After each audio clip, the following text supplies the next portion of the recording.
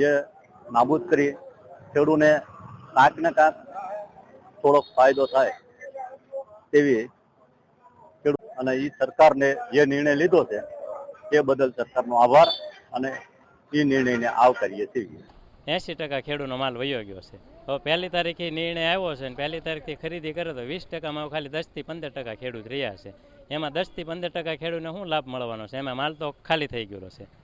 એક વીઘે 40થી 50,000નો 35થી 40,000નો ખર્ચ છે. તમામ વસ્તુ વેચતું હોય તો એટલો ખર્ચ થાય. વીઘે 100 ઠેલાના ઉતારા આવે અને 200થી 250 રૂપિયાનો ભાવ હોય તો ખેડૂતને ખર્ચા અને મજૂરી મળે, બાકી કાંઈ મળે નહીં. ખાસ કરીને ડુંગળી વિશે ખાસ કહીએ તો આ વર્ષે ખેડૂતો માટે શરૂઆતથી અત્યારના ટાઈમ સુધી બજારો ખૂબ સારા હતા, એટલે ખેડૂતો માટે ખૂબ સારું હતું. પરંતુ અત્યારે ગરમી પડવાની શરૂ થઈ છે, નાસિક અને મહારાષ્ટ્રના અને એમપીના માલ નીકળવાના ચાલુ થઈ ગયા છે, ત્યારે છેલ્લા 10-15 દિવસની અંદર બજાર ખૂબ ડાઉન થઈ હતી, એટલે જેથી કરીને ખેડૂતોને પોતાના ઉત્પાદનનો ખર્ચો પણ ન નીકળે આવી પરિસ્થિતિ થઈ હતી. ત્યારે કેન્દ્ર સરકાર દ્વારા જે એક્સપોર્ટ માલ ઉપર 20% ડ્યુટી હતી એ હટાવી લેવામાં આવી છે. એ ખેડૂતો માટે ખૂબ આવકારદાયક નિર્ણય છે અને ભાવનગર માર્કેટિંગ યાર્ડ વેપારી એસોસિએશન દ્વારા પણ આ નિર્ણયને આવકારીએ છીએ, કારણ કે આનો સીધો જ લાભ ક્યાંક ને ક્યાંક જે ખેડૂતોને માલ વેચવાના બાકી છે એમની ઉપર થવાનો છે.